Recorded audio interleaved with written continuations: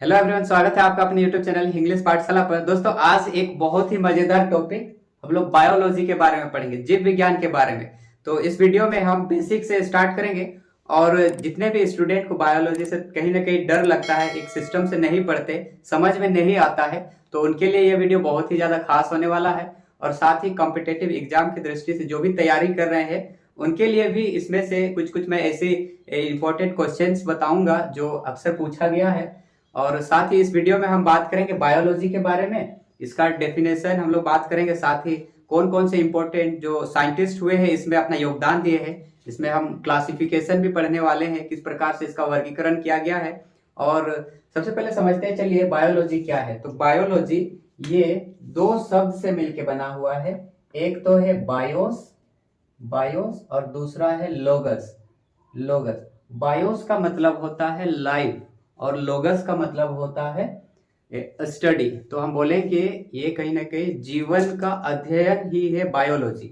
Biology को अगर हम एज ए स्टूडेंट अगर इसको और अच्छे से क्लासिफाई कर डिफाइन करें तो बायोलॉजी क्या है। तो बायोलॉजी विज्ञान का एक शाखा है जिसके अंतर्गत हम लोग समस्त जीवधारियों का एक विस्तृत अध्ययन करते हैं। मैंने बोला समस्त जीवधारियों का विस्तृत अध्ययन को ही बोला जाता है बायोलॉजी। तो ये जो बायोलॉजी है इसमें हम लोग क्या पढ़ते हैं, इसमें जीवधारियों का उत्पत्ति देखेंगे, साथ ही उनका जो विकास हुआ और उनकी एक्टिविटीज की बात करेंगे, उनकी जो रचना है ये भी हम बात करने वाले हैं। और इन्वायरमेंट पर जो उनका इफेक्ट है वो हम बात करेंगे, वो पढ़ेंगे। इस चैप्टर में हमको पढ़ने को मिलता है उनकी पारस्परिक जो क्रियाएं हैं वो हम लोग यहाँ पर देखते हैं। और सिर्फ इतना ही नहीं, अगर यहाँ हम बात करेंगे अगर कोई जीवधारी का अगर मृत्यु हो जाती है तो हम ये सभी जो इम्पोर्टेंट है, ये जो अगर कोई मर जाता है तो वे सब भी हम लोग बायोलॉजी में पढ़ते हैं। तो बायोलॉजी के बारे में हम बात कर रहे हैं। तो बायोलॉजी को सबसे पहले विज्ञान का एक शाखा, बायोलॉजी जो है बायोलॉजी विज्ञान का एक शाखा है, ये बात सबसे पहले बोला था अरस्तु। अरस्तु सबसे पहले अरस्तु ही थे जिन्होंने बोला था कि बायोलॉजी जो है विज्ञान का एक शाखा है। और इसको विज्ञान का एक शाखा के रूप में हम बोल सकते हैं। जो विज्ञान के हम बोले कि अरस्तु क्या बोले थे, बायोलॉजी जो है एक विज्ञान का शाखा है और विज्ञान का एक शाखा के रूप में स्थापित करने का सबसे बड़ा श्रेय अरस्तु को ही जाता है। इसीलिए इन्हें बोला जाता है father of biology, father of biology. मतलब बोला जाता है अरस्तु को जीव विज्ञान का जनक बोला जाता है, जीव विज्ञान का पिता अरस्तु को ही बोला जाता है। तो बायोलॉजी का अगर हम इसको क्लासिफाई करते हैं, इसको हम डिवाइड करते हैं, तो बायोलॉजी को हम तीन भाग में डिवाइड करते हैं। इसमें हमको एक्चुअल में पढ़ना क्या क्या होता है ये हम बात करेंगे। तो सबसे पहले बायोलॉजी के अंडर में कौन आएंगे, तो आएंगे जीव विज्ञान में कौन आएंगे, तो वनस्पति, वनस्पति, वनस्पति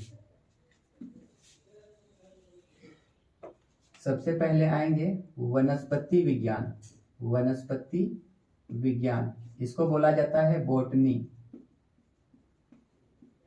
बोटनी। दूसरा हम लोग पढ़ते हैं, वनस्पति विज्ञान हो गया। दूसरा है प्राणी विज्ञान, प्राणी विज्ञान, इसको बोलते हैं हम लोग जूलॉजी। फिर तीसरा में हम लोग पढ़ते हैं माइक्रोबायोलॉजी, माइक्रोबायोलॉजी।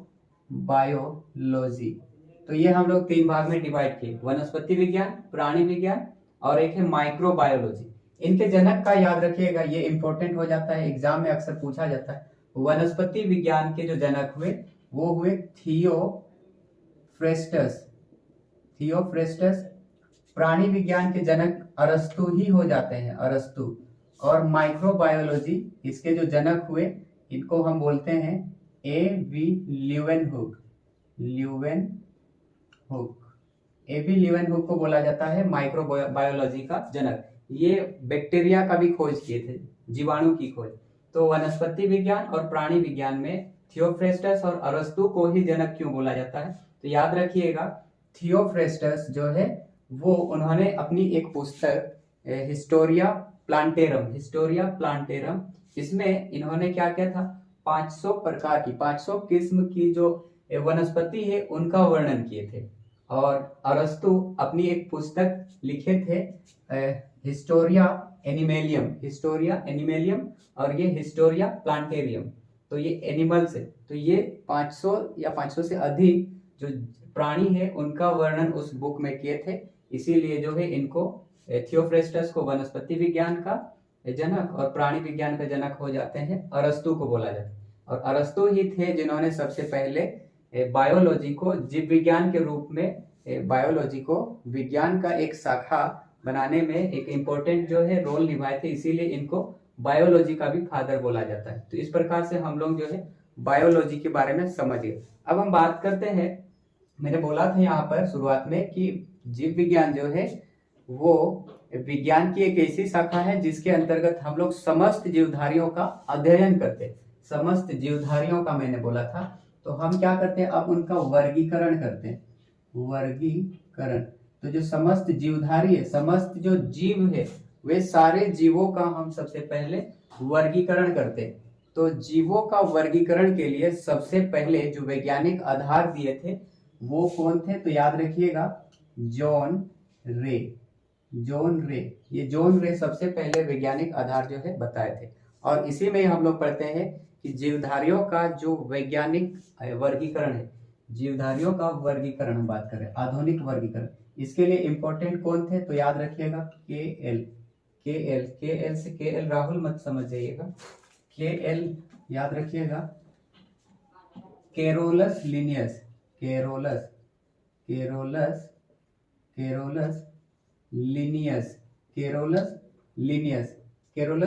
जो है आधुनिक वर्गीकरण में अपना इंपॉर्टेंट योगदान जो है दिए थे। ये केरोलस लिनियस जो है ये स्वीडन के थे, ये स्वीडिश वैज्ञानिक थे। तो इसके बाद हम बात करें इन्होंने क्या क्या था, केरोलस लिनियस, इन्होंने 4 अपनी जो इंपॉर्टेंट पुस्तक है उस पुस्तक में सबसे पहले हम बात करें, जीपी याद रखिएगा, जेनेरा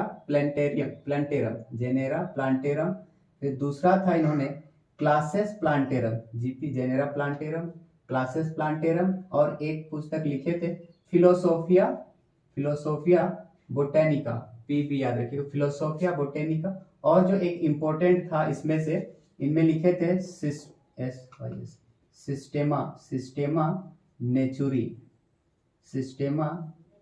ये जो सिस्टेमा नेचुरी बुक है, इसी बुक में केरोलस लिनियस जो है, जो समस्त जीवधारी है उसको दो किंगडम में, 2 जगत में डिवाइड किया था। सबसे पहला बोला था प्लांट किंगडम और दूसरा था एनिमल किंगडम, प्लांट किंगडम प्राणी जगत, और एक है जंतु जगत। तो इस प्रकार से 2 भाग में जो है डिवाइड किया था केरोलस लिनियस। लेकिन सिर्फ हम लोग बात की, केरोलस लिनियस ये समस्त जीवधारियों का 2 प्रकार से वर्गीकरण किया था, 2 किंगडम में डिवाइड किया था, प्लांट किंगडम और एक है एनिमल किंगडम में, इस प्रकार से डिवाइड किया था। लेकिन और एक साइंटिस्ट याद रखेगा, 1969 की बात है, 1969 की बात है, 1969 में एक साइंटिस्ट हुए आर एच विटेकर। इन्होंने क्या किया, जो समस्त जो जीवधारी है इसको टोटल 5 जगत में डिवाइड किया। और 5 जगत क्या है याद रखिएगा, मोनेरा, फिर दूसरा है प्रोटिस्टा, फंजाई, फिर है प्लांटी और एक है एनिमेलिया। आर एच विटेकर ने 1969 में टोटल 5 जगत में डिवाइड किया। केरोलस लिनियस ने 2 जगत में डिवाइड किया था, और विटेकर आके 5 भाग में, 5 जगत में जो है समस्त जीवधारियों का डिवाइड किया उसमें। तो हम लोग पढ़ते हैं मोनेरा, जो बोला थे मोनेरा में कौन आते हैं, फिर बोलेंगे प्रोटिस्टा में कौन आते हैं, प्रोटिस्टा। तीसरा में हम बात करेंगे फंजाई में कौन आएंगे, मोनेरा में कौन आता है, तो मोनेरा में आता है बैक्टीरिया वाला, याद रखिए जीवाणु आ जाएगा। फिर दूसरा याद रखिएगा साइनोबैक्टीरिया पढ़ते हैं। फिर एक है माइकोप्लाज्मा, याद रखिएगा माइकोप्लाज्मा। प्रोटिस्टा में याद रखिएगा प्रोटोजोआ। फिर फंजाई को कवक भी हम लोग हिंदी में बोलते हैं। फंजाई में आ जाता है एस्ट मशरूम, ईस्ट, मशरूम, ये सब हम लोग पढ़ते हैं। इसके बाद आता है प्लांटी वाला में। तो प्लांटी में हम लोग पढ़ते हैं सारे के सारे ग्रीन प्लांट्स। सारे के सारे ग्रीन प्लांट्स जो है वो प्लांटी में आते हैं, प्लांट्स वाले में आते हैं। और प्लांटी में हम लोग फिर पढ़ते हैं, इसी के अंदर देखिएगा, थैलोफाइटा, ब्रायोफाइटा, टेरिडोफाइटा, फिर जिम्नोस्पर्म और एक है एंजियोस्पर्म। तो ये हम लोग बात करते हैं प्लांटी में। देन इसके बाद जो एनिमेलिया है, एनिमेलिया में हम लोग बात करेंगे एनिमल्स, मतलब हम बात करेंगे एनिमेलिया में। इसके अंदर कौन आएगा, मैंने बोला सबसे पहले शुरुआत करते हैं मोनेरा में जीवाणु साइनोबैक्टीरिया, और एक है माइकोप्लाज्मा, प्रोटिस्टा में प्रोटोजोआ, फंजाई में ईस्ट और मशरूम। यही नहीं और भी आगे आएंगे, जो इंपॉर्टेंट है वही हम बात करें। प्लांटी में थाइलोफाइटा, ब्रायोफाइटा, टेरिडोफाइटा, जिम्नोस्पर्म और एक है एंजियोस्पर्म। एनिमेलिया में हम लोग सबसे पहले क्या पढ़ते हैं, एनिमेलिया वाला ये जो किंगडम है, एनिमेलिया में हम लोग सबसे पहले बात करेंगे पोरीफेरा, फिर सिलेंट्रेटा, प्लेटीहेलिमेंथिस हम बात करेंगे, फिर एनिलिडा बात करेंगे, ऑर्थोपोडा, फिर हम लोग बात करते हैं मोलस्का के बारे में, इकाइनोडर्मेटा, फिर इसमें हम लोग पढ़ते हैं प्रोटोकार्डाटा, फिर साथ ही पीसीज पढ़ते हैं। मछली वाला हम लोग के यहाँ आता है, पीसीज हो जाता है। हम लोग बात कर रहे हैं एनिमेलिया वाला में, तो पीसीज आ जाता है। फिर इसी में ही हम लोग पढ़ते हैं एम्फीबिया के बारे में, एम्फीबिया हो गया, रेप्टेलिया हो जाता है। फिर इसी में हम लोग बात करेंगे एविज हो जाता है। और एक होता है, हम लोग बात करेंगे मेमेलिया की बात करेंगे। तो इस प्रकार से मैंने बोला हम लोग क्या क्या पढ़ते हैं। एनिमेलिया में बहुत सारे हम लोग पढ़ते हैं। एनिमेलिया में हो जाता है हम लोग का पोरीफेरा, सी से बोले थे सिलेंट्रेटा, प्लेटीहेलिमेंथिस, फिर एक है एनिलिडा, ऑर्थोपोडा, मोलस्का, इकाइनोडर्मेटा, और फिर इसी में हम लोग पी से हम लोग बोले थे इकाइनोडर्मेटा ना, इकाइनोडर्मेटा, फिर प्रोटोकार्डाटा, पीसीज, और एक है एम्फीबिया, रेप्टिलिया, ए से हो जाता है। फिर हम लोग बात की ए से एविज, और एक है मेमेलिया। ये सब हम बात किए थे। इसी में याद रखिएगा फ्रेंड, इसमें जो एनिलिडा में हम लोग केचुआ के बारे में पढ़ते हैं। जो ऑर्थोपोडा है, ऑर्थोपोडा वाला में हम लोग पढ़ते हैं एनिमेलिया में केचुआ या जोंक। फिर ऑर्थोपोडा में हम लोग मक्खी, मच्छर, केकड़ा, ये सब हम लोग पढ़ते हैं। फिर मोलस्का में हम लोग घोंगा पढ़ते हैं, मोलस्का में हम लोग घोंगा पढ़ते हैं। और इकाइनोडर्मेटा में हम लोग पढ़ते हैं स्टार फिश के बारे में, स्टार फिश याद रखिएगा। पीसीज में हम लोग मछली पढ़ते हैं, मछली के बारे में। और ये जो एम्फीबिया है, एम्फीबिया में हम लोग मेढक पढ़ते हैं, एम्फीबिया में मेढक के बारे में। रेप्टिलिया में हम लोग जो रेंगने वाला है, छिपकली हो गया, या फिर हम लोग बात करते हैं मगरमच्छ, सांप, अजगर, ये सब हम बात करते हैं। एविज में हम लोग पक्षी के बारे में बात करते हैं, पक्षी। पीसीज वाला तो मछली, ये पक्षी। और मेमेलिया में हम लोग जानवर के बारे में पढ़ते हैं। और इंसान भी जानवर ही में से आया हुआ है, इसीलिए हम लोग भी ये जो मेमल्स में ही हम लोग पढ़ते हैं मनुष्य के बारे में। मनुष्य इसी के अंतर्गत आएंगे, स्तनधारी जीव है ये। तो सबसे पहले फिर से एक बार रिकॉल कर, यहाँ केरोलस लिनियस जो है, ये संपूर्ण जो जीवधारी है, इसको टोटल 2 भाग में डिवाइड किया था। इसलिए याद रखिएगा केरोलस लिनियस को बोला जाता है वर्गीकी के पिता। वर्गीकी स्पेलिंग थोड़ा सा गलत लिख दी, वर्गीकी, फादर ऑफ टेक्सोनॉमी बोला जाता है केरोलस लिनियस को। ये याद रखिएगा, इंपॉर्टेंट होता है। वर्गीकी, ये इधर से हो जाए, वर्गीकी, फादर ऑफ, वर्गीकी के जनक हो गए Carolus Linnaeus, father of taxonomy. तो इस प्रकार से हम लोग जो है संपूर्ण जो 5 जगत में था, हम लोग यहाँ पर बात की थी, आर एच व्हिटेकर ने संपूर्ण जो जगत है, प्राणी जीवधारी है, उसको 5 जगत में, 5 किंगडम में डिवाइड किया था। मोनेरा, प्रोटिस्टा, फंजाई, प्लांटी और एनिमेलिया, ये हम लोग पढ़ लिए। अब इसी में एज हम लोग बात किए थे, मनुष्य जो है वो मेमेलिया में आते हैं। तो इसमें आते हैं, इसलिए हम लोग एज ए इंसान होने के नाते हम लोग को अपने बारे में पढ़ने का पूरा हक है और अपने बारे में जानने का भी पूरा अधिकार है। तो हम लोग मनुष्य होने के नाते हम लोग मनुष्य के बारे में जानने का प्रयास करते हैं। तो हम लोग क्या करते हैं, मनुष्य के बारे में हम लोग अपने बारे में बात करेंगे। तो हम सबको पता है कि हमारा जो शरीर है वो सबसे, अगर बेसिक से जाएं तो हमारा जो शरीर है वो मिल के बना हुआ है कोशिकाओं से। हमारा जो शरीर है वो कोशिका से मिल के बना है, और बहुत सारे कोशिका मिलते हैं तो बनता है ऊतक, बहुत सारे ऊतक मिलते हैं तो बनते हैं अंग, और बहुत सारे अंग मिलते हैं तो बनते हैं अंग तंत्र, और अंग तंत्र के मिलने से बनते हैं बहुत सारे अंग तंत्र मिल के बनते हैं एक शरीर बनता है। एक शरीर या एक जीव हम बोल सकते हैं, बॉडी, इसका फॉर्मेशन होता है। कोशिका होता है सेल, उत्तक को बोलते हैं टिश्यू, और अंग को बोलते हैं ऑर्गन। ये हो जाता है ऑर्गन सिस्टम, ऑर्गन सिस्टम। और ये होता है एक बॉडी, एक ऑर्गेनिज्म, एक जीव बनता है। तो ये होगी। और कोशिका के बारे में हम लोग क्या जानते हैं? जीवन की मूलभूत संरचनात्मक एवं क्रियात्मक इकाई होता है कोशिका। The basic functional, the basic structural and functional unit of life. जीवन की सबसे, हम बोलेंगे जीवन की जो मूलभूत संरचनात्मक एवं क्रियात्मक इकाई होती है कोशिका। और उत्तक क्या होती है? तो समान उत्पत्ति एवं समान कार्यों को संपादित करने वाली कोशिकाओं के समूह को ही बोला जाता है उत्तक। तो कोशिका हो गया उत्तक, उत्तक के मेल से बनेंगे अंग, अंग से फिर अंग तंत्र, और फिर जीव का निर्माण होगा। तो कोशिका के बारे में हमको क्या पढ़ना चाहिए? कोशिका हम लोग जानते हैं ये जीवन की बोले, और जीवन में दो चीज आते हैं खास तौर पर, एक प्लांट्स और एक एनिमल। तो ये जो कोशिका है, कोशिका को हम दो भाग में डिवाइड किए, एक है पादप कोशिका और दूसरा है जंतु कोशिका। पादप कोशिका, जंतु कोशिका, याद रखिएगा। तो इसमें हमको एग्जाम के दृष्टिकोण से इंपॉर्टेंट क्या हो जाता है? कोशिका में सबसे बड़ा जो कोशिका, याद रखिएगा, सबसे बड़ा कोशिका होता है शुतुरमुर्ग, शुतुरमुर्ग अंडा, शुतुरमुर्ग। और सबसे जो छोटा होता है, सबसे छोटा याद रखिएगा, बैक्टीरिया में आता है, माइकोप्लाज्मा, बैक्टीरिया, ये जीवाणु में होता है, बैक्टीरिया में सबसे छोटा। और सबसे लंबा अगर कोशिका बोला जाए तो सबसे लंबा कोशिका हो जाता है तंत्रिका कोशिका, ये सबसे लंबा है, ये याद रखिएगा, ये बहुत ज्यादा जरूरी होता है। कोशिका में ही इंपॉर्टेंट ये भी हो जाता है, हम लोग को पता है कोशिका, पादप कोशिका और जंतु कोशिका, इसके जो तीन मुख्य घटक होते हैं, इसके तीन मुख्य घटक में याद रखिएगा, सबसे पहले तो होता है कोशिका झिल्ली,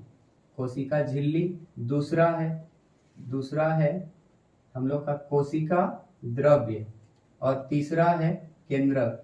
ये तीन मुख्य घटक है कोशिका के, चाहे पादप बोले या जंतु बोले। और इसमें ये जो कोशिका है, इसी कोशिका के अंदर ही पाए जाते हैं कोशिकांग, सेल ऑर्गेनेल्स। और ये जो कोशिकांग है उनमें याद रखिएगा सबसे जो इम्पोर्टेंट है, ये केंद्रक की बात करें, जो केंद्रक को किस नाम से जाना जाता है? तो केंद्रक को बोला जाता है कोशिका का मस्तिष्क, या कोशिका का ये जो नियंत्रण कक्ष है, सारे कंट्रोल कोशिका में केंद्रक के द्वारा होता है। फिर हम लोग बात करते हैं माइटोकॉन्ड्रिया।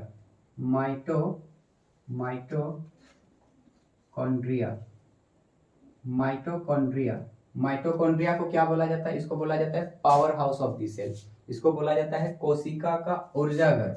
इसके बाद और एक है, हम लोग पढ़ते हैं राइबोसोम को बोला जाता है प्रोटीन फैक्ट्री, प्रोटीन संश्लेषण होता है यहाँ पर, प्रोटीन फैक्ट्री, प्रोटीन कारखाना बोला जाता है। और एक अंतिम हम यहाँ बात करेंगे लाइसोसोम को बोला जाता है आत्महत्या की थैली, सुसाइडल बैग बोला जाता है। तो कोशिका के बारे में ये बेसिक याद रखिएगा। फिर हम बात कर रहे हैं उत्तक क्या था?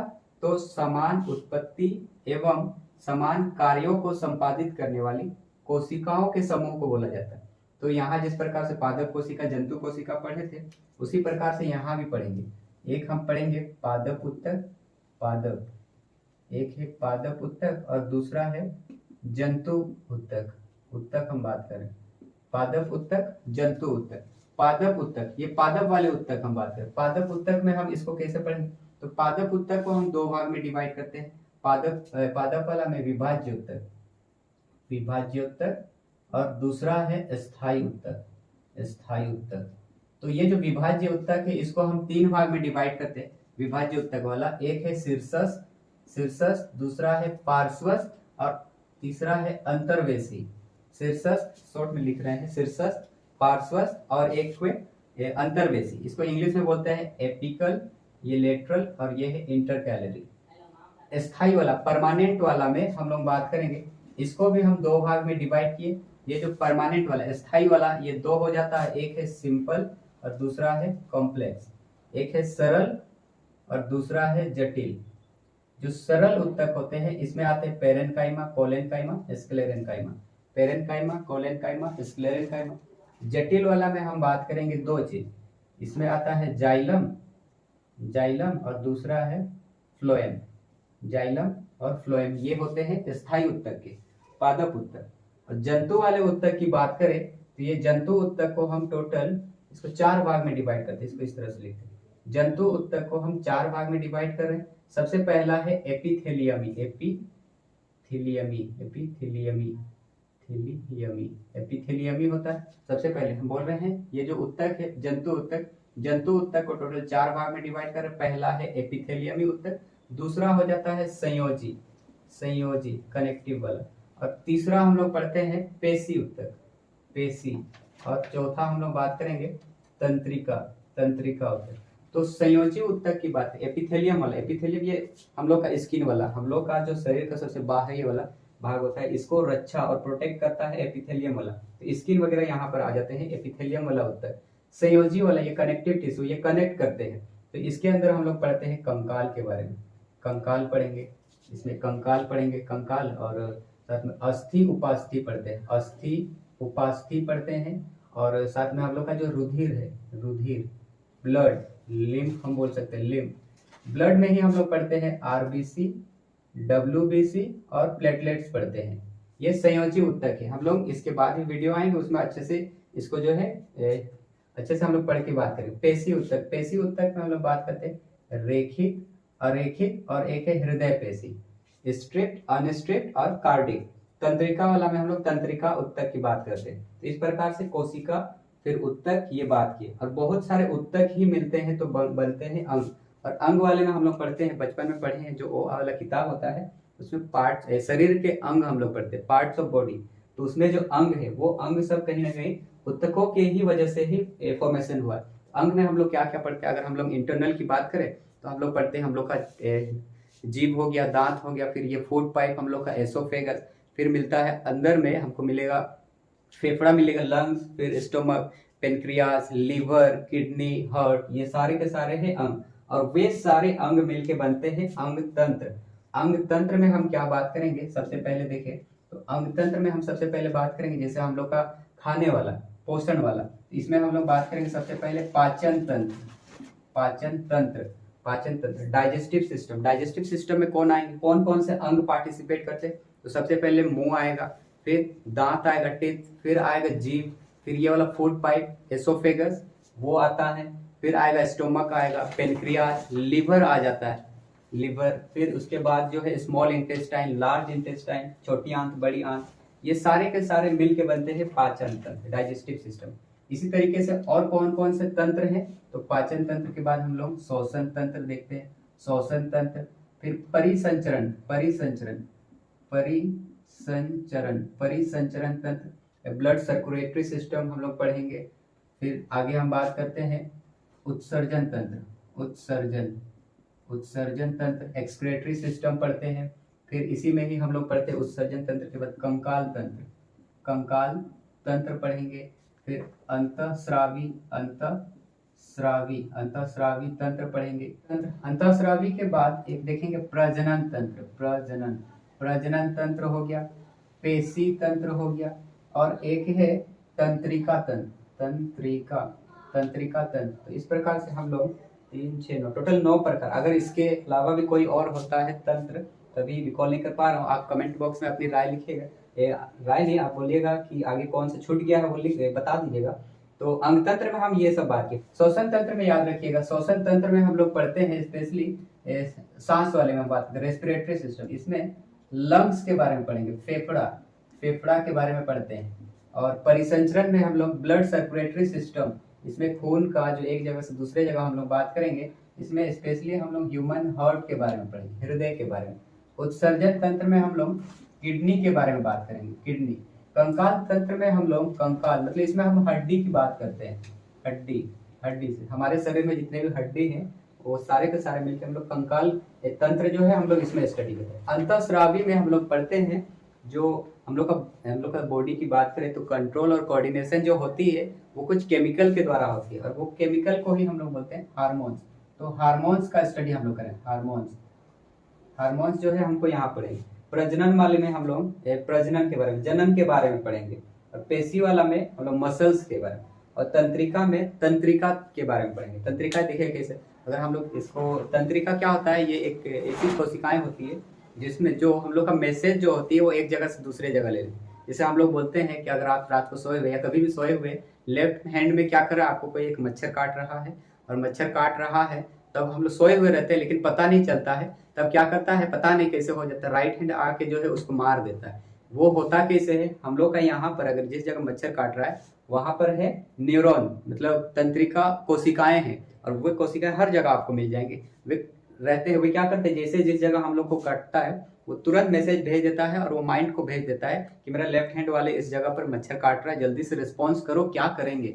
तो इसके बदले में माइंड जो है राइट हैंड को मैसेज भेज देता है, बोलता है कि जाओ तुम जाके उस मच्छर वाले जगह पर जो है मारो। ऐसा नहीं होता है कि हम लोग यहाँ अगर काट रहा है तो राइट हैंड जो आ रहा है वो आके आपके चेहरे पर मारते, वो नहीं, वो डायरेक्ट आके उसी जगह मार लेते हैं। तो ये जो हम लोग तंत्र पढ़ते हैं, ये तंत्रिका तंत्र, ये हम लोग इसमें हम लोग बात करेंगे, वो मैसेज किस प्रकार से हम लोग का एक जगह से दूसरे जगह कोई सेल्स जो है कैसे ले लेता है। तो इस प्रकार से हम लोग आज की इस वीडियो में बायोलॉजी के बारे में सबसे पहले समझे, फिर उसका वर्गीकरण देखे, और वर्गीकरण में भी हम लोग आर एच विटेकर के द्वारा जो 5 जगत में 5 किंगडम में इसको क्लासिफाई किया, मोनेरा, प्रोटिस्टा, फंजाई, प्लांटी और एनिमेलिया, ये समझे। प्लांटी में कौन आते हैं, एनिमेलिया में कौन आता है, ये देखे।